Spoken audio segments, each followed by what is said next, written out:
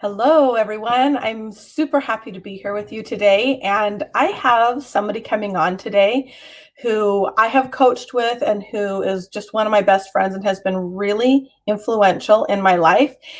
She is a transformational coach and a motivational speaker, and she helps people shift their energy and get the results that they want in their life. And she's so good at doing this and just really helping you understand how to take control of your life and how to live authentically. And I would like to bring in Miss Roxy Feller. Hello, Roxy. Hello. Hello. Thank you so much for having me. I'm so excited to be here. And I am so excited that you're here. I mean, really, you are one of my best friends. You've just been super influential in my life. So I'm really glad to have you here. Thank you. I'm honored. And I'm Thank even you. more honored to be one of your best friends. You know what? We've had some really fun times together, haven't Yes, we? we have. Yes, we have. Cool. Well, I love your story. I think that your story of transformation is really, really, really inspirational. And so I think to really give people an idea of where you've come from is super important because, like, seeing where you are now, and honestly, even just watching you over the last 10 years that I've known you, like, Mhm. even that's been, just watching you just turn into this. You've always been a powerhouse woman, but you have just, and I just have to say this, one of the things that I love the most about you, Roxy, is how much you are a champion for other people. You want Oh, people to succeed. You live in a world of abundance, and I love thank that about you. you. Thank you. So I Yeah. would love for you to just talk to us about where you came from. Parma, Idaho? Like, where is Yeah. Parma, Idaho, right? I know. Where's Parma, Idaho? So, yeah, Parma is about, I don't know, an hour outside of Boise, right next to really the Oregon border. And I grew up, I like to say poor white trash, and there's nothing wrong with that. Like, there's no I'm not judging my past. I made peace with my past, which it took a lot to do, which was part of my journey.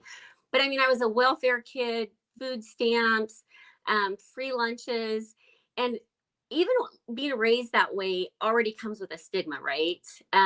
It already affects the self-esteem or the self-worth. And I mean, you're so nervous that, especially Parma is such a small town that it's like, who's going to walk in and see us using food stamps? Because back then they were actually little things in a booklet that you would have to tear them out and give them to the lady at the register, where now there's cards. And the reason I know that there's cards is because I still have, multiple family members who are, still getting aid, which is fine, right? And so, yeah, I grew up very with a family very kind of a broke mentality. Always had issues around money, scarcity, stress, fighting. So, yeah, very, very humble beginnings. And I was the first to go to college, and and because I was like this black, I was like this black sheep of my family. My family was used to kind of the status quo. Everybody's kind of like does whatever. I mean, a lot of my cousins, and nothing, I love my cousins, but a lot of them have had babies, and still part of the system. But I always knew there was something different in me. Like I had a fire in me, and I'd fight for that. And my parents didn't always know how to deal with me. So it made for sometimes not the funnest upbringing. It was definitely a dysfunctional upbringing, I would say, in general. Yeah, I love how you talk about this fire in you, and I Hmm. see it now. But how did it show itself when you were still at home, when you're kind of managing these two worlds? Like, I know there's something better. I've got this drive and Hmm. this fire, and yet my experience isn't showing me even that this is possible. How did that play out for you, and how did you find, like, who were your pathfinders, or what were your pathfinders to see your way out of this kind of generational mindset that you've talked about? I love that question. And I've only gotten that question a couple of times. I used to feel like I had a split personality for real. Like I get nervous because I was one way in high school. And that way was like, somewhat overachiever, trying out for cheerleader, student council, girls state, made it, in state track, all of these things. And then I would come home and I'd be miserable and I would just hate my life and I'd be so depressed. And I was like, oh my gosh, do I have like split personalities? I mean, it did. I really thought about that. But one of the things, I don't know what I would do. I just knew I did not want to be like my family. I just knew that I did not want to grow up and be a kid on like be on food stamps. And I just remember I'd go into my bedroom, more my high school days, and I had this mirror on the back of my door, and I would shut it and I would just look at it and I would just say over and over again, they're not going to get me down. They're not going to get me down. And I would just say it in ways like just, defiance to myself, like, by God, you are not gonna, stay in this place. You are getting the he double hockey sticks out of here the minute that you can. And I did. I mean, Yeah, I went to college. I was, yeah, the first to ever go to college, ever. that's, Hmm. I'm working in a public school system for many years. There's not very many people who make it out Hmm. of a family and a generational mindset. And so people like you who make it out, and that's literally how I see it, making it out. Thank you. You're Yeah. rare jewel, Yeah. Roxy. So I love had that. it through, and thank you. And throughout the years, I mean, don't get me wrong, I played a beautiful victim back in those days, going to the counselor, talking about my problems, and they would see this kid in school, and then I tell them about like what my home life was like, and they're like, "That's what your home life is like." I'm like, "Yeah," any that's what I would feed on, the drama, the chaos. Well, and there's drama and chaos in my family all the time because my dad was leaving, things would get stressed. We had all these massive abandonment issues, but I did a reading with this horoscope reader years ago. And because I always felt like the black sheep of the family, right? I didn't fit in. And a lot of them would let me know that I didn't fit in. And then there were some who just loved me no matter what, like my grandma, but he said to me, he's like, "You're not the black sheep of the family, Roxy. You're the ugly duckling. You're the ugly duckling that blooms into the beautiful swan. And ducks don't know how to hang out with swans, and swans don't know how to hang out with ducks." And when he told me that, it was like, and that wasn't as an adult, that was a really big shift for me because, and it took me out of that victim mentality too. I'm the black sheep of the family, poor me, poor. But I was like, no, like, you know, I can be a victim, right? Or I can be a victor. But yes, so it definitely, even that in itself, coming from a victim mentality that you're so used to, or addicted to drama, addicted to chaos. And once you become aware that that's where you're living and you're like, no, no, no, I don't want that anymore, then you have to learn the tools and search for them to have a different life. For sure. And is that kind of what started you? Like, was that, well, I'm just going to ask you the question. Yeah. What was your turning point, Roxy? Like you talked about how you didn't really fit in. You're this ugly duckling now, which I love. I love that analogy so much. But when was it that you went to college and now you are a transformational coach and a motivational speaker? Like, I'm just looking at like that's a really big difference in what you're talking about. So when was the moment or the series of events that where you thought to yourself, I can do that, I can be a coach, I can be a speaker? Well, that took a very long time. And it's kind of I would say, two-part answer here. Where it started for me was my daughter Jessica, who's 21. I had just had her, and I met this lady who was kind of doing some coaching, counseling type stuff with one of my girlfriends. And it's the first time I heard the words, "You're a product of your environment." I was like, oh, hell no. I did not want my daughter being like me at all. And so it's kind of, and there's a book that I'm going to write, and this is the title. The title is The Polished Apple Syndrome. Because even when I was still going through a lot of this, on the outside, it looked really shiny, like this pretty shiny little apple.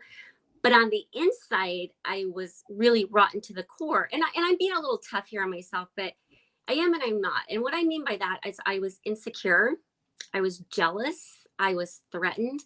And when you're in a place like that and you're coming from a space like that, you're not a real fun person to be around because you're not wanting the best for others, right? And I thought, I do not want my daughter to grow up like this. And so I started my own journey, like searching, and the internet wasn't even really out yet. And I was listening to a lot of Bob Proctor, the guy from the movie, cassette tapes over and over and over again. And then I heard that he was going to be in Canada speaking. And oh my, I laugh at this now, but oh, I was so petrified, Christina, so petrified to fly by myself to Canada. And I was like, another country. And I think I'd only been on a plane twice in my life at that time. But I was like, I got to do this. And then I went there and I signed up for his coaching certification. But it took me 15 years to get to the point where I believed in myself enough and I thought I was good enough.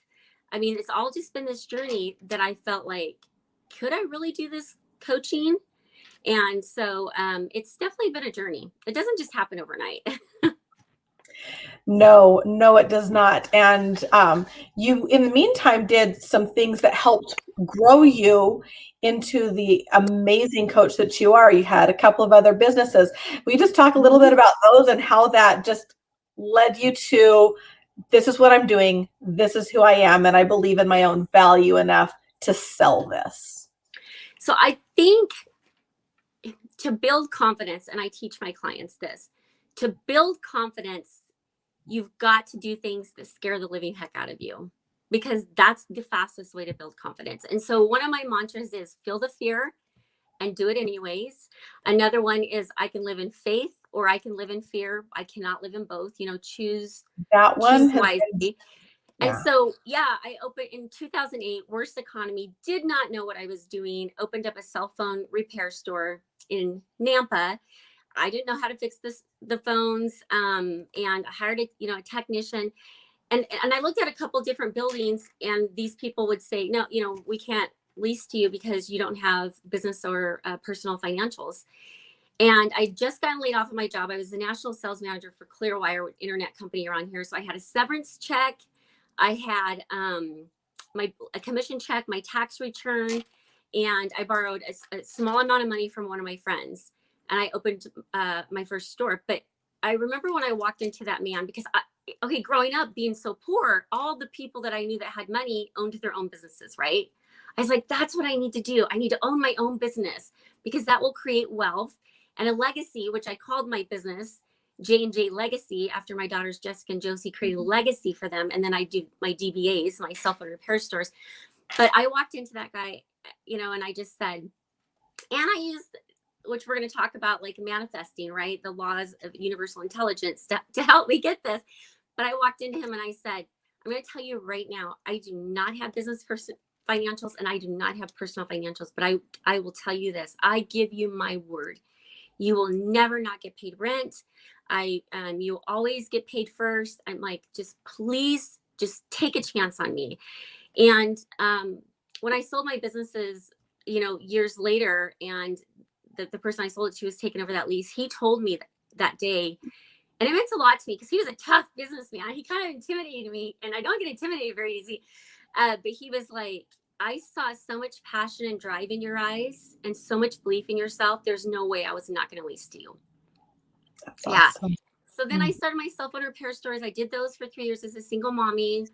And then, did a relationship marketing company, earned a Lexus in 42 days. And I don't say that to impress you, but to impress upon you that, I mean, anything is possible if you have the right mindset.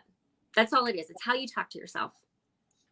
I remember when you got that Lexus. Yeah.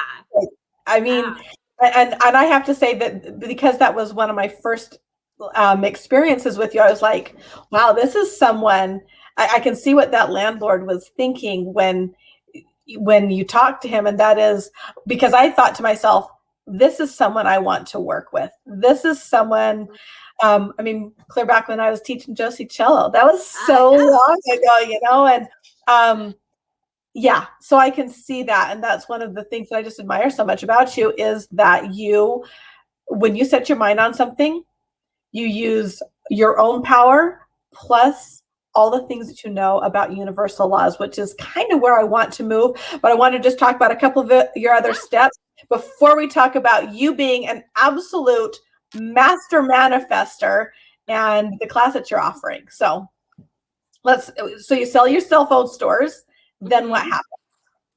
So that's when I started the Nerium, the anti-aging cream business. And I mean, it's a direct sales. I've always loved the philosophy. I love the business of direct sales. I'd never been really successful at it. And I had a product experience. Like, it changed the look of my face. And I was like, oh my gosh. And so I just started, sharing it and sharing it and sharing it. And yeah, so I literally earned that Lexus in 42 days. I was one of the top recruiters in this area. My team, as far as like getting to these rank advancements, was 11% of the company. I was invited to do like walk the night across this, stage with the stars. And I earned the cruise to the Bahamas, the Caribbean, and Mexico. So I got to do all that fun stuff. And then I got to do all the training in the front of the room in Boise. And then I got teams all over the place and, do more training. And so, yeah, it was really fun. But again, it goes back to like one of the things that I do in my coaching is I really coach confidence. And I've had a life where I have had none, and it's not fun. And I have a life where now I have confidence. Do I have 100% confidence every day? No. I mean, I'm a human being, right? And so it's something I work at still to this day, every single day, every day. I love that. And I love how you've explained that it is a journey. You don't arrive, you don't have so much confidence that you never have to worry about confidence again. It's something that you work every day. Every day. It's not a joke. Yeah. Every day. Yep. It's like, I love the saying, choose your heart, right?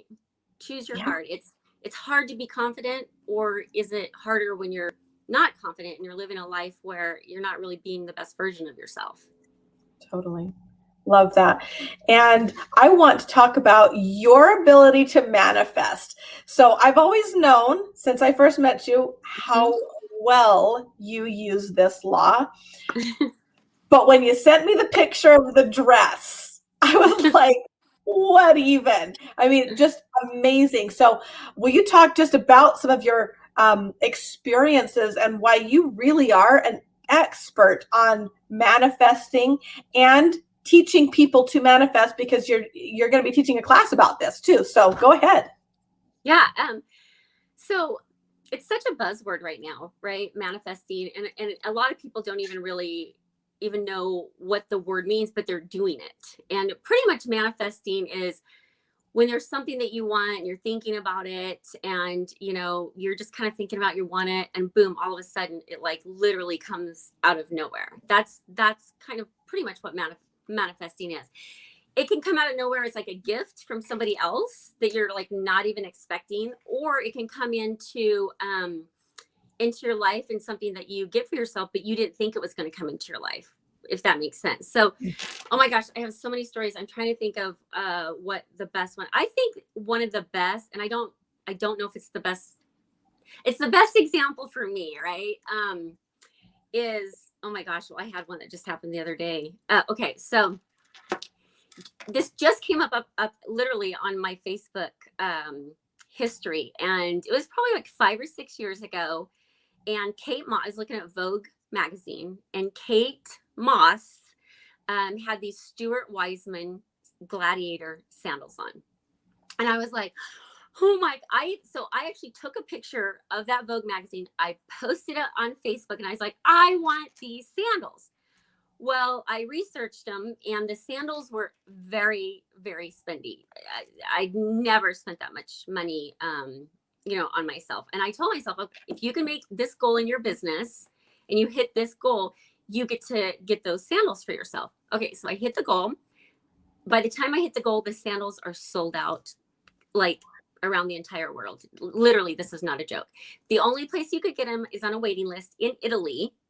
But I'm between, a half and a half size. So I don't know what size I need. And I'm not going to order these very expensive gladiator sandals from Italy and not know if they fit me. And I was just like, and I still just think about those sandals. And there's a process to manifesting, which I'll just explain this and then we can talk about the process if you want. But anyway, so I don't know, like 4 or 5 months later, 6 months later, we are in Jackson Hole and we're just shopping, my family and I see this lady. And by this time, there's so many fake gladiators coming out, sandals. And I look at this lady, I'm like, oh my gosh, are those Stuart Weitzman knockoffs? And she's like, no, these are Stuart Weitzman's. I'm like, oh yeah, they sold out. Oh, I just wish I could have gone. She's, oh no, the boutique I work at, we have them, but we only have 2 pair left, my sizes. Right. And I was like, you got to be kidding me. And so people might go, well, what's that? But I'm telling you, you can manifest on a level like that, or you can manifest on a much bigger level. I mean, I've manifested all kinds of things that have come into my life. So yeah. Does that story make sense? Oh yeah, no, love that story. Love that story. And what I'd love is for you to give us just a quick breakdown, like you said, of the process, because what I want is for people to sign up for your class where they can really get a deep dive into your process that you've mastered. Okay, well, and thank you for that. I don't know if all of your listeners have heard of or are familiar with the law of attraction. It's a universal law. We're governed by universal laws. I mean, God made the universe, God made the planets. But there are things that happen in the universe, like the full moon, the tide flows in, the tide falls out. So there's an intelligence there, right? And the law of attraction pretty much is that your emotions are a vibration or a frequency. And that whatever you're in vibrational harmony with is what you're going to attract into your life. Okay. What people don't really understand, I think, for the most part, is when they want something, they're focusing on the fact that they don't have it. So if you focus on lack, focus on limitation, focus on scarcity, that you don't have it, you will always get more of that. Because like attracts like. Whatever you're in vibrational harmony with is what you're going to attract into your life, and you attract who you are, not who you want to be. So when you're manifesting, you have to act and behave as if you're already in possession of what it is that you want. So if you take the gladiator sandals example, I would act and behave and pretend that I had them on my feet. Like, how would I really feel if I wore these gladiator sandals to an event? I'd feel like $1 million. How would I feel? Oh my gosh, you get into the vibrational match of having what it is that you want to attract into your life. Now, that's manifesting. What most people do is, oh, I wish I could have had those gladiator sandals. I'm never going to get those sandals. I wish I could have those sandals. Everybody else gets those sandals. I'm not going to get those sandals. And so the universe goes, your wish is my command, because the Bible says, ask and it is given, right? So the other thing is, you just have to not only be in a vibrational frequency of what it is that you want. You act and behave and believe that you have what it is that you want. But more than anything, it's not the thought, it's the feeling. It's the emotion that comes along with it. I mean, I remember when I manifested my ex-husband to come into my life, I made a list of the perfect man. I made a list of deal breakers. And the only thing that was not on that list with him was that, because at the time I lived in Eagle and Ada County, and I did not want to move back to Canyon County. And even on my list, I was like, he lives in Ada County, but he lived in Canyon County. But I'm just saying, I would act and behave like that there was this person in my life that I loved. When I was cooking dinner, I would act and behave like he was standing there next to me. What does it feel like to be in love with the guy that you're in love with and you guys are fixing dinner together? What does it feel like when you're doing laundry and you see his clothes? So that's called quantum physics. When you get into that and you're playing with the imagination side versus, oh, I'm never going to have a guy in my life, or, those things, all the good guys are gone. And the universe goes, your wish is my command. Ask and it is given. So it's being aware of what you're asking for, but putting yourself in that vibrational frequency of what you want. Very cool. Very cool, Roxy. And I can attest to the fact that you have used that formula and you have brought so many amazing things into your life. So you're teaching an event on the 20th. Mm-hmm. So Saturday the 20th in Boise. Yes. Yeah, will you just talk to us just a little bit about that Yeah. event? It's called How to Be a Master Manifestor. Okay. In the past, I've always done the events, change your mindset, change your life. But this one is going to be just about manifesting, learning how to bring things into your life that you would have never, ever thought that you could do. I mean, on my vision board, I put 2 pictures of the Eiffel Tower. And where did I go last year? The Eiffel, or I guess, 2019, the Eiffel Tower. And so it's like, but declaring what it is that you want, because it's like going, it's like this. If you're going to go on a flight and you go up to the pilot and you say, I just want to go somewhere. And the pilot's like, okay, well, where do you want to go? I don't know. I just want to go somewhere. And the pilot's like, well, I kind of need some direction. It's no different when you're manifesting. Your brain needs direction. Universal intelligence needs direction. God, who has your back, needs direction. So this class teaches all of that, and it's just going to be lots of fun. It's on the 20th. It's at the it's called the River Club, but now it's the old plantation, like country club. And so I will get the link to you because the link is going to go live later today. Awesome. And then that'll be posted here on my Facebook.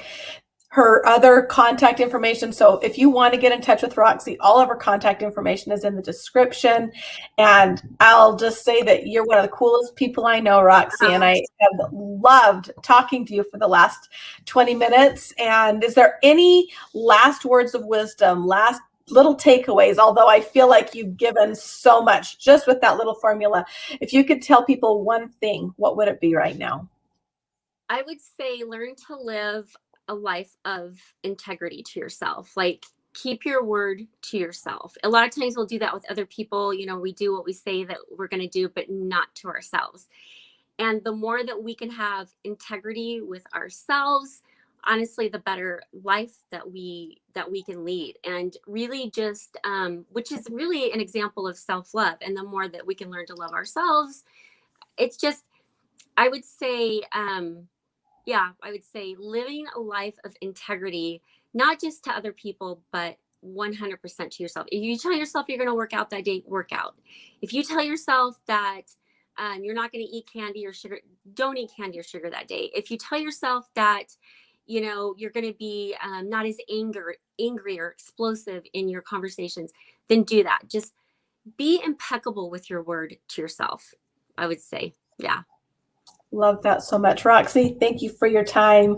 And everybody, make sure you have a look at that link for how to become a master manifestor.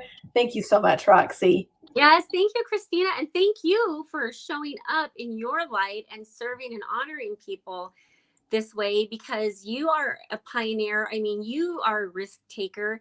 You left, your 8 to 5 job where you were absolutely received so many accolades as one of the top orchestra teachers in this entire state to do something that was completely out of your comfort zone, but you had that fire in your belly and you listen to that. That's having integrity with yourself. And I'll leave with one last thing is you are leading and choosing to live in faith and not fear, because most people, or some people, will stay at jobs that they don't care for or want to be at anymore just out of fear.